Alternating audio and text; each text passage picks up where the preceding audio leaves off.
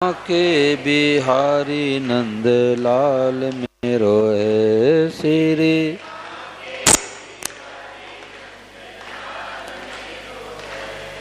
गोविंद मेरो है गोपाल मेरो है गोविंद श्री बांके बिहारी नंद लाल मेरो है श्री बांके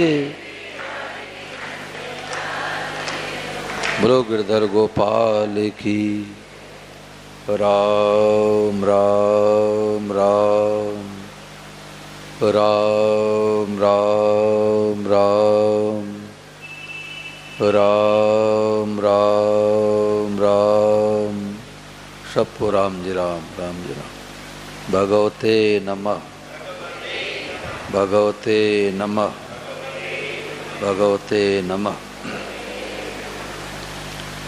आज परम सद्देव स्वामी महाराज जी ने बातें बताई। मुख्य रूप से अपने अहमता को बदलने का नाम सत्संग है। अहमता मतलब मैं पना। अभी हम लोगों ने क्या मान रखा है कि मैं गृहस्थी हो, मैं साधु हो, मैं ब्राह्मण हो, मैं क्षत्रिय हो, मैं वैश्य हो, मैं शूद्र हो। तो उसके जगह पर महाराज ने कहा कि ये मानो कि हम भगवान के हैं, भगवान के होकर के ब्राह्मण क्षत्रिय वैश्य शूद्र हैं। इसका मतलब ये नहीं है कि हम भगवान के हो गए तो किसी में विवाह शादी कर लें, कई संबंध जोड़ ले, ये शास्त्र विरुद्ध काम है। तस्मा शास्त्रम प्रमाणन्ते कार्याकार व्यवस्थित हो। क्या करना चाहिए क्या नहीं करना चाहिए उसके लिए शास्त्र प्रमाण है। तो आज महाराज जी ने कहा कि बिगड़ी जन्म अनेक की सुधरै अबहि आज, हो ही राम को नाम जप तुलसी तज को समाज। 3 काम करना है तो आज ही सब काम बन जाए, अभी बन जाए। तो 3 काम क्या करना है कि पहला काम एक बार करना है, दूसरा काम निरंतर करना है, जीवन भर करना है, और तीसरा काम कभी नहीं करना है। पहला काम एक बार करना है, एक बार कर लिया सदा के लिए छुट्टी।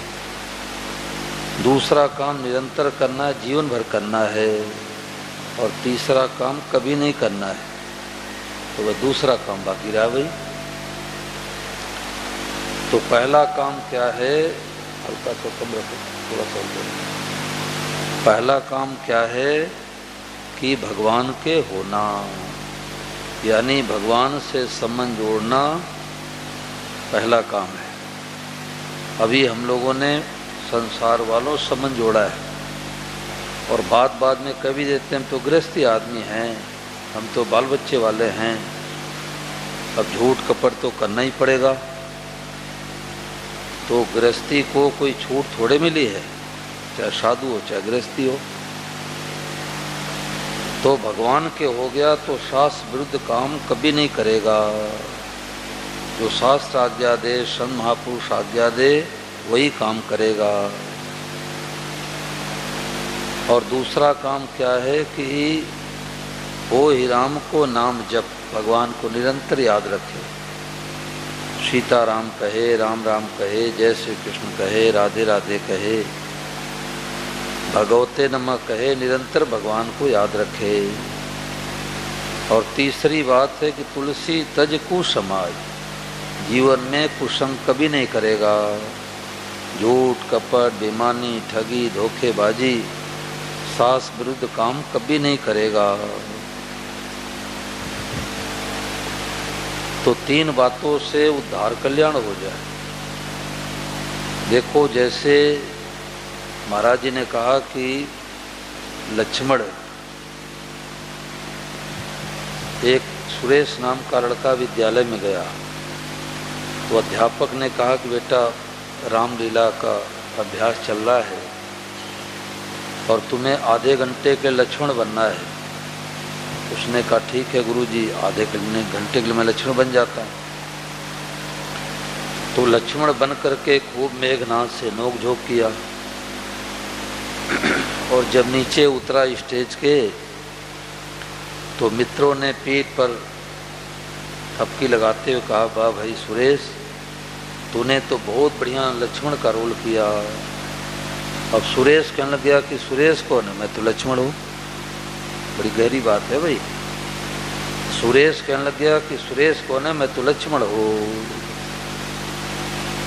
अब विचार करो कि स्टेज पर जाके कहे कि मैं सुरेश हूँ तो नाटक में गड़बड़ी, और स्टेज के नीचे आके कहे कि मैं लक्ष्मण हूँ तो नाटक में गड़बड़ी। तो ऐसे भगवान ने जो वर्ण व्यवस्था बनाई है, ब्राह्मण क्षत्रिय वैश्य शूद्र, ये व्यवहार में शास्त्र के आज्ञा के अनुसार करना है, परंतु मूल में माने कि हम भगवान के हैं। परंतु एक में मिला देंगे तो खिचड़ी हो जाएगी भाई। किसी के साथ उठो, किसी के साथ बैठो, किसी के साथ खाओ, किसी जाति में विवाह कर लो, तो महाराज जी कहते वर्ण संकर पैदा होंगे। स्वामी महाराज कहते कोई साधु महात्मा आते हैं तो उनसे पूछते हैं, बाबा जी आपका दूध क्या है, किस जाति के हो? तो महाराज जी ने कहा कि साधु तो भगवान का हो गया, अब वो अच्युत गोत्र हो गया, और उसकी जाति नहीं रही। तो साधु की जाति पूछना अपराध है, और बेटा बेटी की विवाह में जाति न पूछना अपराध है। यानी बेटा बेटी का विवाह करो तो अपने जाति पाति में करो, ऐसा नहीं सब धान बाई ससेरी कहावत है। तो ब्राह्मण है तो अपने ब्राह्मण पने कर्तव्य का ठीक ठीक पालन करे, वैश्य है तो अपने कर्तव्य का पालन करे, क्षत्रिय अपने कर्तव्य का पालन करे, शूद्र अपने कर्तव्य का पालन करे। स्वेशे कर्मणे अविरतः संसिद्धि लगते नर। तो भगवान के होते ही वो शास्त्र का उल्लंघन नहीं करेगा। हो ही राम को नाम जप, अब भगवान को निरंतर याद रखेगा, और निरंतर याद रखने का तरीका क्या है? भगवान से संबंध जोड़ना। जिनसे संबंध जोड़ लेते हैं उनकी याद करनी नहीं पड़ती, उनकी याद आती है, और दूर चले आते तो उनकी याद सताती है। नहीं रट्या तो क्या भया घटा न चाहिए ने, जैसे नारी सुहागनी प्यू का नाम न ले। सुहागनी स्त्री है, पति का नाम लेती नहीं, नाम लेना भी नहीं चाहिए, परंतु पति को नहीं भूलती। क्यों नहीं भूलती? संबंध। ब्राह्मण देवता ने एक रात्रि में दोनों का संबंध जुड़वा दिया। तो हो ही राम को नाम जब तुलसी तज को समाज। जीवन में झूठ, कपट, बेईमानी, ठगी, कुसंग कभी नहीं करे। देखो बिना सत्संग के तो जीवन में अधूरा रहता है। यहाँ जितने लोग आए हैं सब साधक हैं, साधिकाएं हैं। तो स्वामी महाराज जी की देखो बात पढ़ के सुनाता हूँ। महाराज जी की पुस्तक है स्वाति की बूंदें, उसके पेज संख्या 96 पर महाराज जी ने कहा है कि सूर्योदय के बाद उठने से बुद्धि कमजोर होती है, और सूर्योदय से पहले उठने से बुद्धि का विकास होता है। आज नए उम्र के लड़के लड़कियों में सत्संग में रुचि क्यों नहीं है कि 12 बजे तक मोबाइल चलाना, 8 बजे तक सोना। अब बुद्धि तो कमजोर हो गई, अब मन भगवान कैसे लगेगा? स्वामी महाराज तो यहाँ तक कहते जैसे रात्रि में आप कहीं चल कर के यात्रा से आए हैं तो सूर्योदय से पहले उठ करके सूर्य भगवान को प्रणाम करो, फिर भले सो जाओ। नींद तो एक खुराक है, जरूरी है। तो सूर्योदय, सूर्य भगवान तो साक्षात भगवान हैं, और वो तो दर्शन देने के लिए प्रकट हो गए और हम सोए रहते हैं। तो यहाँ से सुधार होता है कि सूर्योदय से पहले उठना चाहिए, कम से कम 4 बजे तो उठ जाना ही चाहिए। नहीं तो एक महात्मा जी ने कहा कि जो ब्रह्म मुहूर्त वेला का दर्शन नहीं करते वो ब्रह्म का दर्शन कैसे करेंगे? तो पहला काम है कि प्रातः काल कम से कम 4 बजे उठ जाना चाहिए। देखो, मैं तो उज्जैन जा रहा था, तो एक रात्रि उत्तर प्रदेश में ठहरा, गंगा जी किनारे गांव शहर है। तो रात्रि में सत्संग कराया तो 8, 10, 5, 7 ठाकुर जी आए। तो एक मास्टर साहब आए थे, तो अपने बेटी से जाकर के बोले कि एक महाराज जी आए थे, सत्संग कराए थे, वहाँ खूब सुंदर सुंदर लड्डू पाल लाए थे। तो बेटी ने कहा, पिताजी हमारे क्यों नहीं लेके गए? तो पिताजी ने कहा कि सुबह महाराज जी का एक सत्संग बाकी है, 5 बजे की प्रार्थना। तो हम लोगों का नियम है, चाहे ट्रेन में हो, बस में हो, कहीं भी हो, 5 बजे प्रार्थना अनिवार्य है। चाहे 2 आवे, 5 आवे, 500 आवे, कोई नहीं आवे, अपने 5 बजे प्रार्थना करनी है। स्वामी जी महाराज जी के साधकों की 3 खास पहचान है कि एक तो 5 बजे की प्रार्थना जरूर करेगा। 5 बजे की प्रार्थना साधकों की जान है। 5 बजे की प्रार्थना करने से दिन भर के लिए बैटरी चार्ज हो जाती है। दूसरी बात, सिखा चोटी जरूर मिलेगी। और तीसरी, चाय नहीं पिएगा। चाय तो नशा है। बीड़ी, तंबाकू, सुरती, खैनी, जर्दा है तो बहुत दूर की बात रही, चाय भी नशा है। तो ब्रह्म मुहूर्त वेला में उठना सबसे प्रथम कर्तव्य है। और दूसरी बात कि महाराज जी ने कहा कि जो आराम चाहता है वह अपनी वास्तविक उन्नति नहीं कर सकता। सबसे बड़ा शत्रु क्या है? आराम, आलस्य। आलस्य सबसे बड़ा शत्रु है। महाराज जी ने बिंदु में सिंधु पुस्तक के पेज संख्या 31 पर कहा है कि निकम्मा आलसी आदमी पापी से भी नीचा होता है। यानी पापी का उद्धार कल्याण तो हो जाता है, पाप भुगतने से कल्याण हो जाता है, परंतु आलसी व्यक्ति की मुक्ति नहीं होती।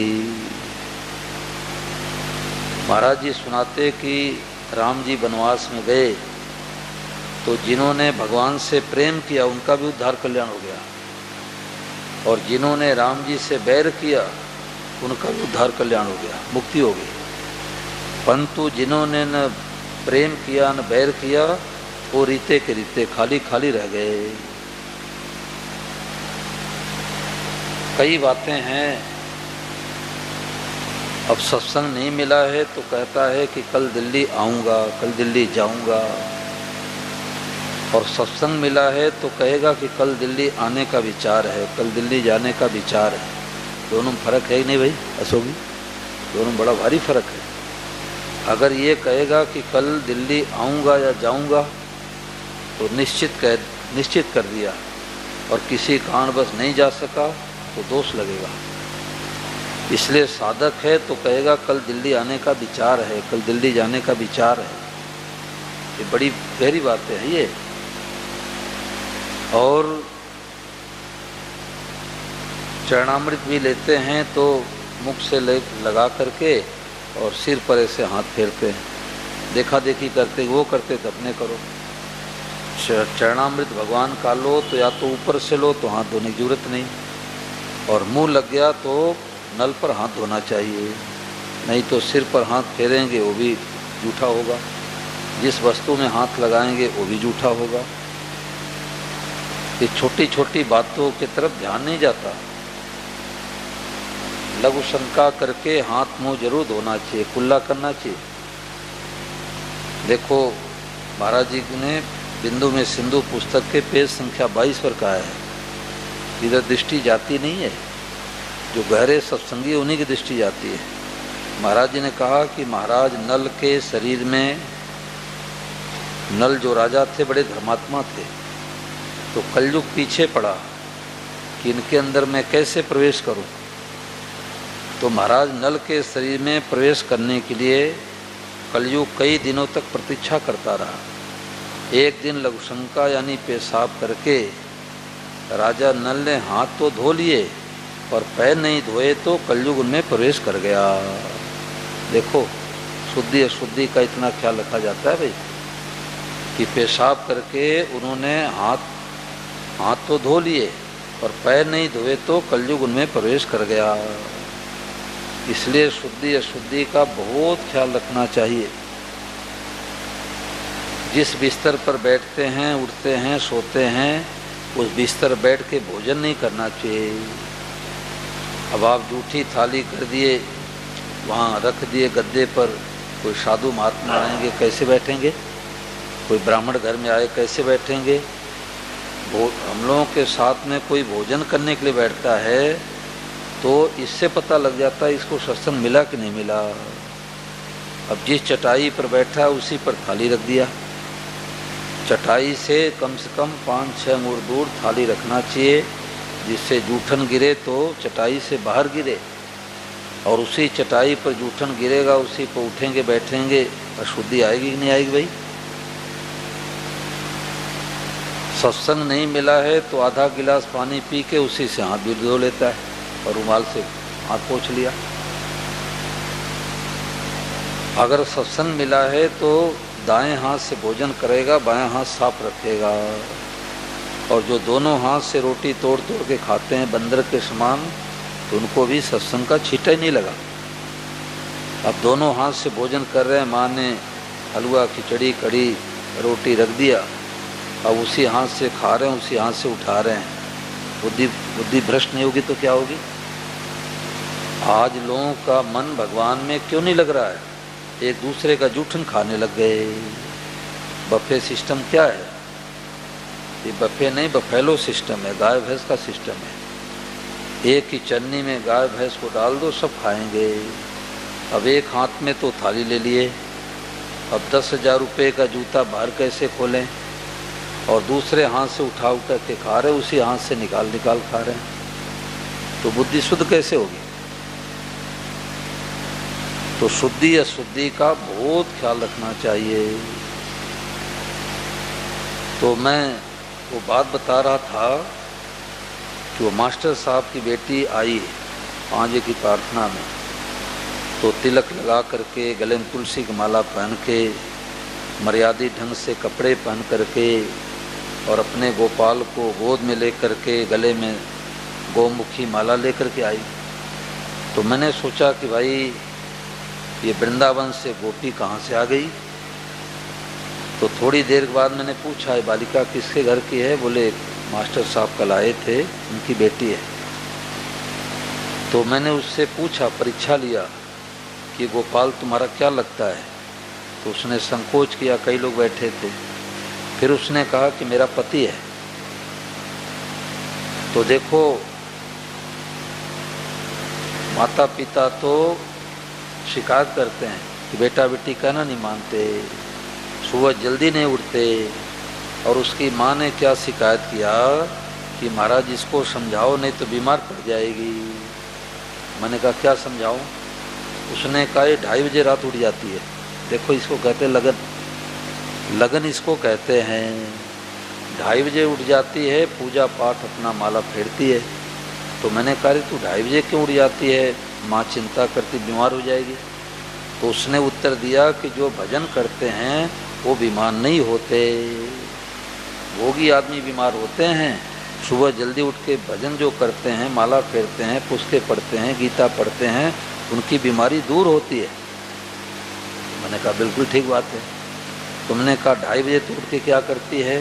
बोले आधे घंटे तो स्नान आदि में लगता है, और 3 बजे से 5 बजे तक मैं माला फेरती हूँ।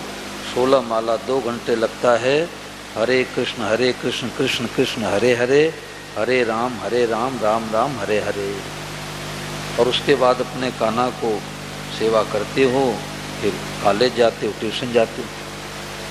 तो लगन होती है तो भगवान लगन देखते हैं। स्वामी माया ने कहा कि सदाचारी आदमी के भीतर भी अगर लगन नहीं है तो उसको परमात्मा नहीं मिलते। बड़ी गहरी बात है भाई। सदाचारी सज्जन आदमी के भीतर भी अगर लगन नहीं है तो उसको परमात्मा नहीं मिलते। परंतु दुराचारी आदमी के भीतर भी लगन लग जाए क्या करे, कहाँ जावे, कैसे करे। हमने जीवन बहुत पाप किए, बहुत अंडे मांस मछली खाए। लगन लग जाए तो परमात्मा की प्राप्ति कर सकता है। बड़े बड़े चोर डाकू कसाई के भीतर भी जब परमात्मा की लगन लग गई तो ये परमात्मा को प्राप्त हो गए। तो छोटे से छोटे काम को बढ़िया ढंग से करना चाहिए।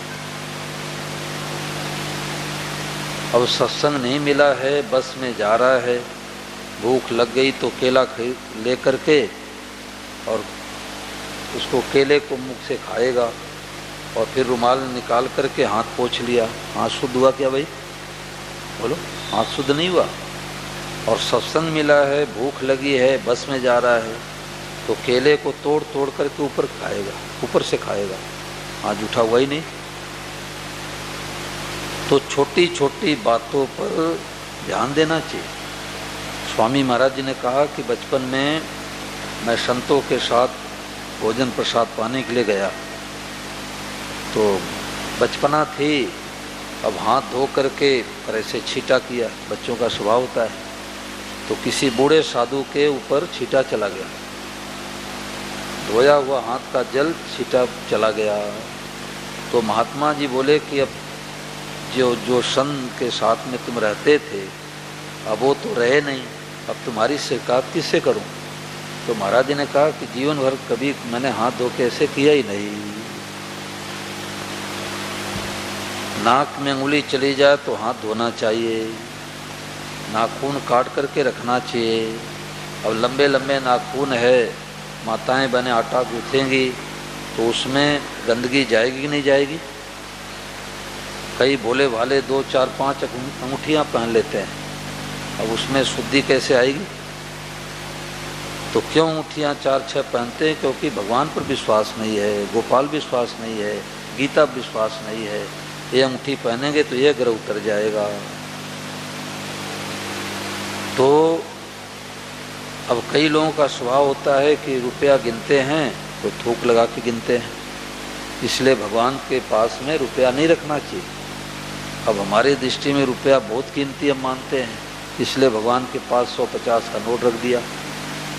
तो अब वो कसाई के हाथ का छुआ हुआ है कि कोई नाक में उंगली घुमा रहा है उसी हाथ से छू लिया रुपया, और कोई जो है थूक लगा के रुपया गिनती कर रहा है। अब भगवान के सामने रखेंगे तो कपड़े अशुद्ध नहीं होंगे ठाकुर जी के? तो ये बातें छोटी है परंतु बहुत ध्यान देने की बात है। और अगर सत्संग नहीं मिला है, किसी का 500 रुपये कर्जा बाकी है तो रुपया होने पर भी कहेगा कि रात्रि हो गई, रुपया नहीं देना है, नीलक्षी माता चली जाएगी।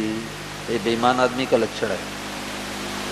और साधक होगा तो कहेगा कि भाई 500 रुपये उसको वापस दे के सो, नहीं क्या पता रात्रि भूकंप आ गया तो फिर जन्म लेना पड़ेगा।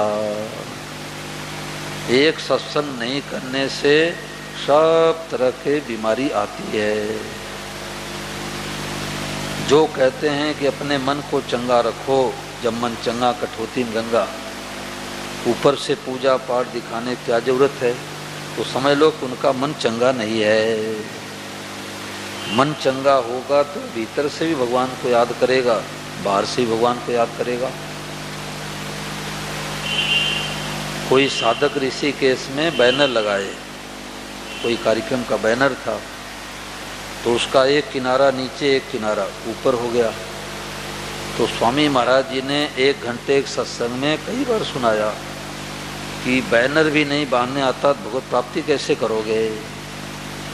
स्वामी शरणानंद जी महाराज ने कहा कि 1 गिलास पानी भी पिलाने नहीं आता तो भगवान की प्राप्ति कैसे करोगे। अब पानी भी पिलाने का एक नियम है कि गिलास में पानी छलकने लग जाए, इतना भर दिया, अब पीने वाला इससे ऊपर से पिएगा तो कपड़े गिरेगा नहीं गिरेगा? तो इसलिए कम से कम कुछ पानी खाली होना चाहिए, जिससे ऊपर से भी पिए तो जूठा नहीं हो। तो थोड़ी थोड़ी बातों पर जो ध्यान देते हैं वही साधक होते हैं। तो व्यवहार की बातें किस लिए बताया कि लोग पूजा पाठ करते हुए भी उधर दृष्टि नहीं जाती। अब उसी बिस्तर पर भोजन कर लिए, कई तो कुर्सी पर रख लिए जांग पर थाली और उसी में भोजन करने लग गए। कोई तो क्या करते हैं कि एक थाली में बैठ के दो दो तीन तीन लोग भोजन करते हैं। तो न तो किसी का जूठन कभी खाना चाहिए और न किसी को जूठन खिलाना चाहिए, क्योंकि उसके अंदर की जो बीमारी है आपके अंदर आएगी और आपके अंदर जो बीमारी है उसके अंदर चली जाएगी। लोग कहते हैं जूठन खाने से प्रेम होता है। अरे जूठन खाने से प्रेम नहीं होता है, स्वार्थ ईमान का त्याग करने से प्रेम होता है। तो अपने जीवन को शुद्ध बनावे, पवित्र बनावे, शास्त्र के आज्ञा के अनुसार करे, तब तो भाई जीवन में सफलता मिलेगी। और नहीं तो जैसे पशु पक्षी आए, खाए पिए चले गए। अब बातें इतनी ऊंची बताई जाती है कि भगवान को अपना मानो, सब रूपम भगवान को देखो, परंतु हमारा व्यवहार ही ठीक नहीं है तो ये बातें हृदय में बैठेगी नहीं। एक व्यक्ति गया एक महात्मा जी के पास में, महात्मा जी हमारे को ज्ञान दो। तो महात्मा जी ने कहा कि एक मंत्र देता हूँ और 6 महीने माला फेर करके आओ, फिर ज्ञान दूंगा। तो उसने कहा महाराज जी माला फेरने की क्या ज़रूरत है, और आप तो अभी अभी ज्ञान दे दो। बोले मैं ज्ञान तो दे दूंगा परंतु पकड़ नहीं पाओगे। उसने कहा महाराज जी ऐसे कैसे है, हमारी तो लगन है। तो महात्मा ने कहा अच्छा कल तुम्हारे को ज्ञान दूंगा और तुम्हारे घर पर आके दूंगा और भिक्षा भी तुम्हारे घर का पाऊंगा और बढ़िया खूब गौ माता के दूध का खीर बनाए रखना, ठाकुर जी को भोग लगा के पालूंगा, ज्ञान भी दे दूंगा। तो महात्मा जी उसको शिक्षा देने के लिए अपने कमंडल में गोबर भर लिए, आधा कमंडल गोबर भर दिए। और जब गए तो बोले कि बताओ बेटा ठाकुर जी के लिए खीर बनाए? बोले बनी है महाराज, बहुत बढ़िया खीर है। बोले लाओ इस कमंडल में डालो। तो जब कमंडल को देखा तो उसने कहा महाराज जी इसमें तो गोबर भरा है, अब इसमें हम खीर डालेंगे तो भी गोबर हो जाएगा। तो महात्मा जी ने कहा क्या फर्क पड़ता है, डाल दे इसी में, मैं पालूंगा। तो उसने कहा कि नहीं महाराज, खीर का स्वाद तो तब आएगा जबकि कमंडल को बिल्कुल साफ रखेंगे। ऐसे हम अपने अंतःकरण को जब शुद्ध रखेंगे, निर्मल रखेंगे, तो संतों की बातें पट से पकड़ में आ जाएगी। और बीड़ी तंबाकू सुरती खैनी जर्दा भी नहीं छोड़ेंगे, अंडा मांस मछली भी खाते रहेंगे, शराब भी पीते रहेंगे, तो ये बातें हृदय में बैठेगी नहीं। मिश्री का स्वाद भी मिल जाए और नमक की डली मुख में रखे रहें तो मिश्री का स्वाद नहीं मिलेगा। 2 चींटियां थी सगे बहनें, तो एक का विवाह तो नमक के पहाड़ पर हुआ और दूसरी चींटी का विवाह हुआ मिश्री के पहाड़ पर। तो मिश्री की पहाड़ वाली जो बहन थी वो रिश्तेदारी करने के लिए गई नमक के पहाड़ वाली पर। तो उसने थाली में नमक परोसकारी किया। अब घर में जो है वही तो मेहमान को खिलाएंगे भाई। तो नमक की जब नमक उसने मुख में डाला, मिश्री के पहाड़ पर रहने वाली जो बहन थी, तो उसने थूक दिया और कहा कि बहन तुम्हारे घर में मिश्री नहीं है क्या? तो नमक की पहाड़ वाली बहन बोली कि मिश्री क्या होती है, इससे भी मीठी कोई चीज़ होती है क्या? उसने कहा रे तो नमक है, ये तो खारा नमक की नमक है, इसमें मीठा का तुम नाम ही निशान नहीं है। तुम हमारे घर पर आना तो तुम्हारे को मैं खिलाऊंगी। अब 1 महीने के बाद और रिश्तेदारी में गई नमक की पहाड़ वाली बहन, तो अपने मुख में नमक की डली रख करके गई है। क्या पता मिश्री मिश्री कहती है, भूखे न रख दे। तो नमक की डली मुख में पड़ा था, जब थाली में परोसकारी उसने किया मिश्री का, तो खाने लग गई। खाने लग गई तो मिश्री वाली बहन ने कहा कि बहन बता कैसा स्वाद आ रहा है? बोले हाँ ठीक ही आ रहा है। तो उसने कहा ठीक ही आ रहा है, इसका मतलब ठीक नहीं आ रहा है। मुख खोल, मुख में कुछ रखी तो नहीं है। देखा, रे तुम्हारे मुख में तो नमक की डली है, थूक इसको। और जब नमक की डली को थूका और मिश्री को मुख में लिया तो बहन ने पूछा, बता स्वाद कैसे आ रहा है? तो उसने कहा, बहन हल्ला मत कर, खाने दे। यानी कि नमक की डली मुख में रहते हुए मिश्री का स्वाद नहीं आएगा। इसलिए झूठ भी बोलते रहें, कपट भी करते रहें, जालसाजी भी करते रहें, शास्त्र विरुद्ध काम करते रहें तो भजन का स्वाद नहीं मिलेगा। तुलसी पूर्व पापते हरि चर्चा न सुहाय, जैसे ज्वर के जोर से भूख विदा हो जाए। भीतर में पित्त का जोर होता है तो मिश्री भी कड़वी लगती, क्यों? बुखार है। ऐसे भीतर में हम पाप भी करते रहें और भगवान के नाम का माला भी फेरते रहें तो असली भजन का लाभ नहीं मिलेगा, निरर्थक नहीं जाएगा। लाभ तो होगा परंतु असली लाभ होगा कि नमक की डली हटाने पर। ऐसे कोई बात पूछो भाई। आज व्यवहारिक बातें चली है कि विवाह शादी अपने जाति पाति में करना चाहिए और चाय भी नशा है। सुबह 5 की प्रार्थना रोजाना करो। स्वामी महाराज जी की देखो रेडियो ऐसे मिलती है कि 4 नंबर लगाते ही शंख बज जाता है। कैसा नहीं खिलता है इसी तरह से। देखो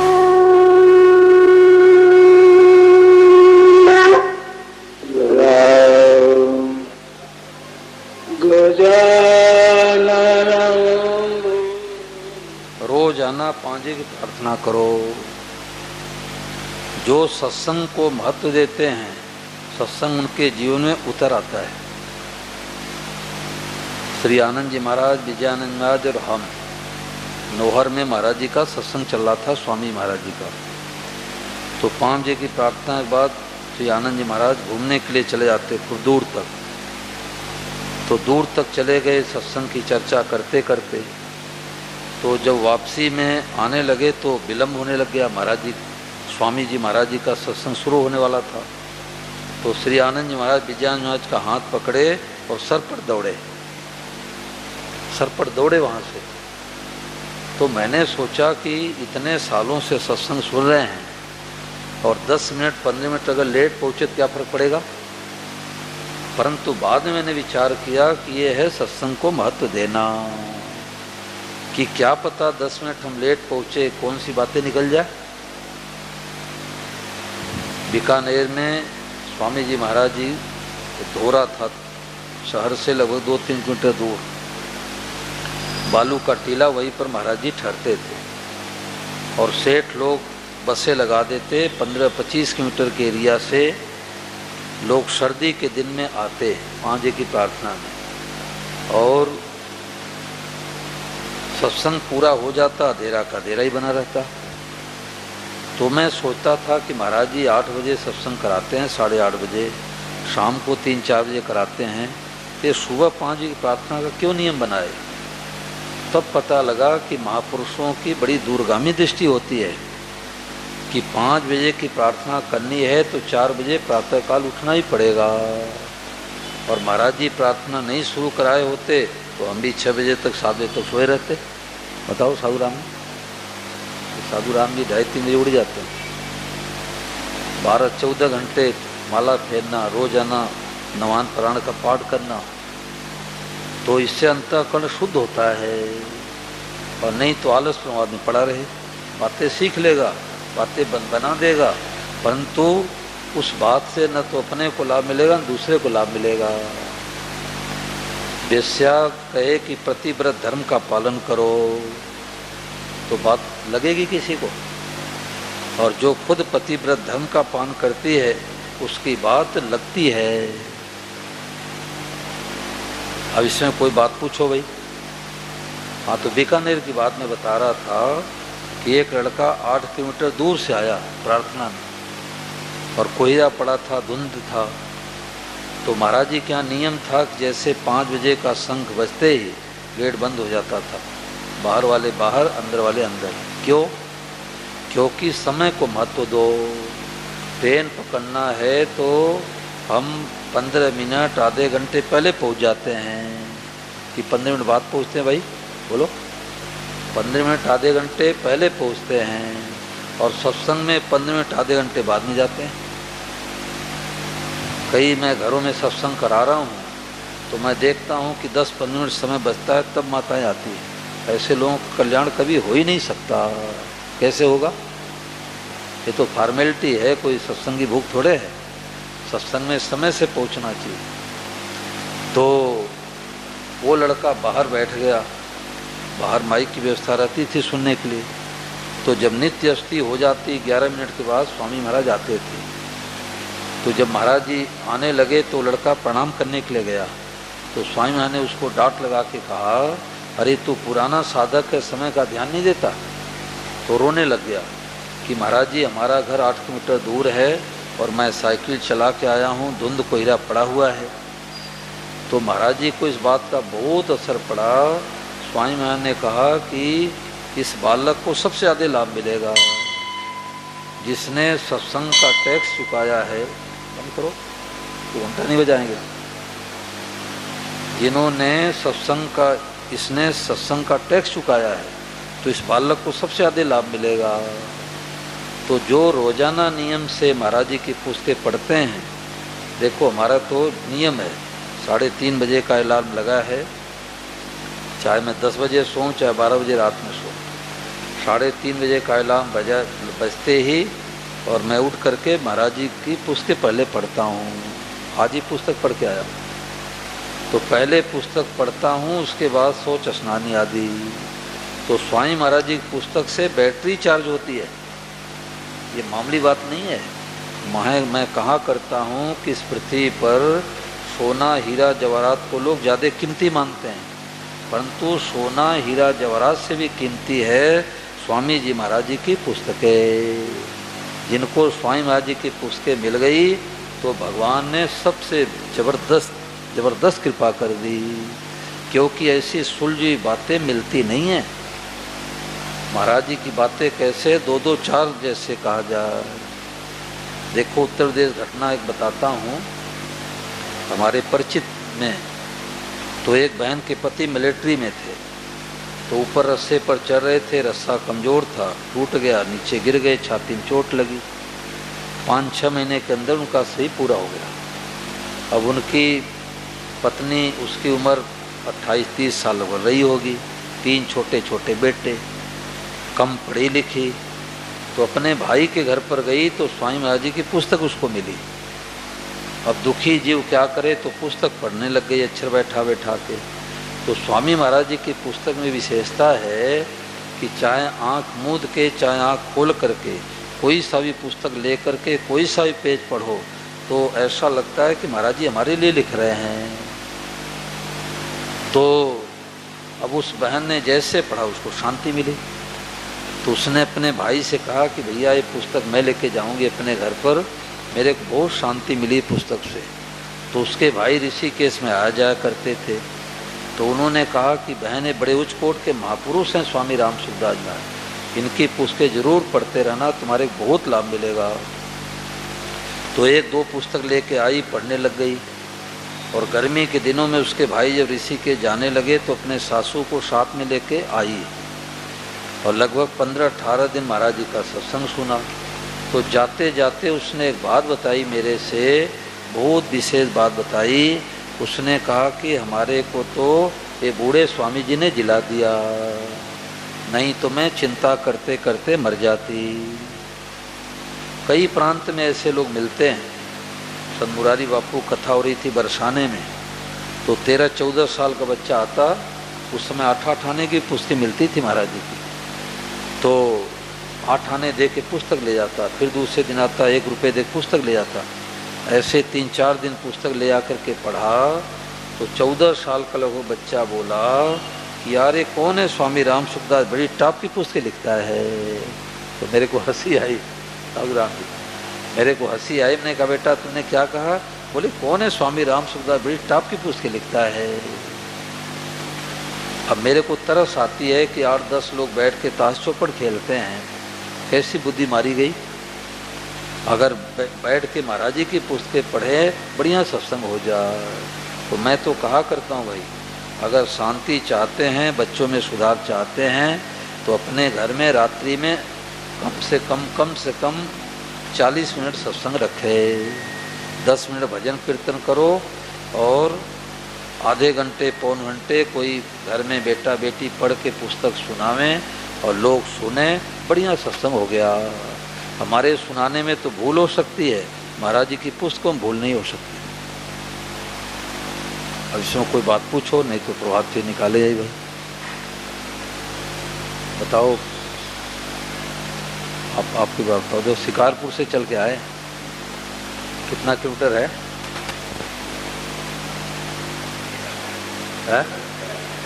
13 किलोमीटर। देखो 10 मान लो, 8 मान लो, पड़ोसी सो रहे हैं और 10 किलोमीटर 12-13 किलोमीटर से आगे, इसको कहते हैं लगन। लगन वाले को लाभ मिलता है, नहीं तो कहावत है, सोए का भय तो पड़ा ही भी आता है। सोए का भय तो पड़ा ही भी आता है, पहाड़ी कैसे भी आएगी? कोई बात पूछ रहे हैं क्या? हाँ,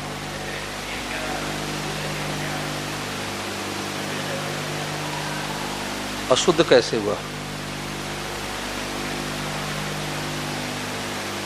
अब दूसरा उपाय क्या है? दूसरा उपाय क्या है? मुख तो शुद्ध ही है, अशुद्ध कैसे है? अब उसमें मान लो कि अंगुली चली गई तो उसको हाथ धोएंगे, और भोजन कर लिया तो मुख को धोएंगे।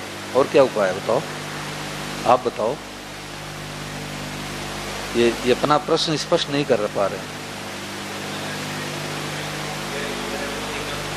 हाँ हाँ हाँ, तो इसमें शंका क्या है? प्रश्न क्या है? अब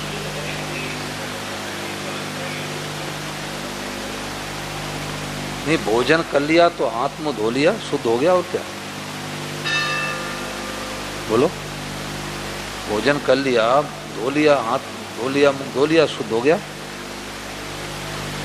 ये कोई बड़ी बात नहीं। हाँ राम जी बताओ। हाँ, थोड़ा आगे आके बताओ, आवाज नहीं आ रही, बोलो मत करिए। अब थोड़ा आगे आके बताओ।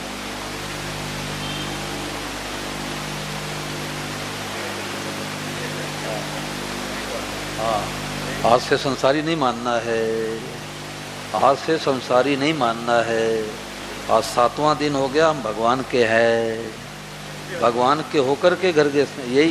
यही तो आज महाराज जी ने गुत्थी सुलझाया कि जब तक अपने को सांसारिक मानेंगे तो संसार का संबंध जुड़ा रहेगा। हम साधक हैं, हम भगवान के हैं। हाँ अब बोलो। गृहस्थी मानो मत, गृहस्थी को अपने सिर पर क्यों रखे हो? हाँ अच्छा, उसमें क्या है कि हम भगवान से चाहते, भगवान को नहीं चाहते। इससे स्पष्ट हो गया कि हमारी कामना नहीं होने पर हम भगवान को छोड़ देते हैं। तो क्यों छोड़ देते हैं? कि हम भगवान को नहीं चाहते, भगवान से चाहते हैं, और भगवान से चाहने वाला भगत नहीं हो सकता। ठीक है, अब बैठो। भगवान से चाहने वाला भगत नहीं हो सकता, भगवान को चाहने वाला भगत हो सकता है, साधक हो सकता है। तो सारी दुनिया तो भगवान से चाहती है, अब हम भगवान को चाहेंगे। बोलो भाई।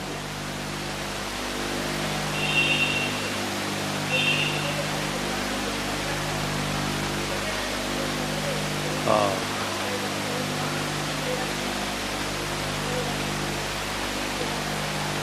हाँ,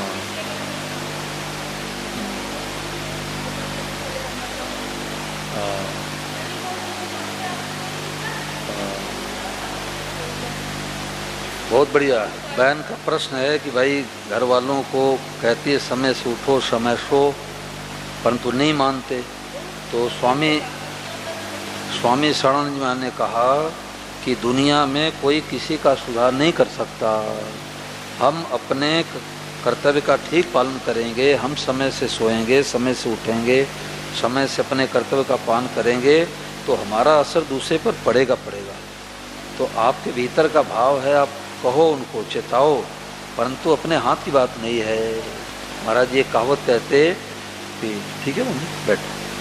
महाराज जी कहावत कहते एक छोटी सी बालिका का बचपन में विवाह हो गया। राजस्थान में पहले बचपन विवाह हो जाता था, बेटी बड़ी हो जाती ससुराल जाती थी। तो जब बड़ी हुई ससुराल जाने की बात आई तो उसकी दादी ने बैठा के कहा कि देख, ससुराल में जाना, सुबह जल्दी उठना, झाड़ू पोछा लगाना, बर्तन साफ करना, सास को प्रणाम करना, ससुर को प्रणाम करना, बड़ों को प्रणाम करना, पति को प्रणाम करना।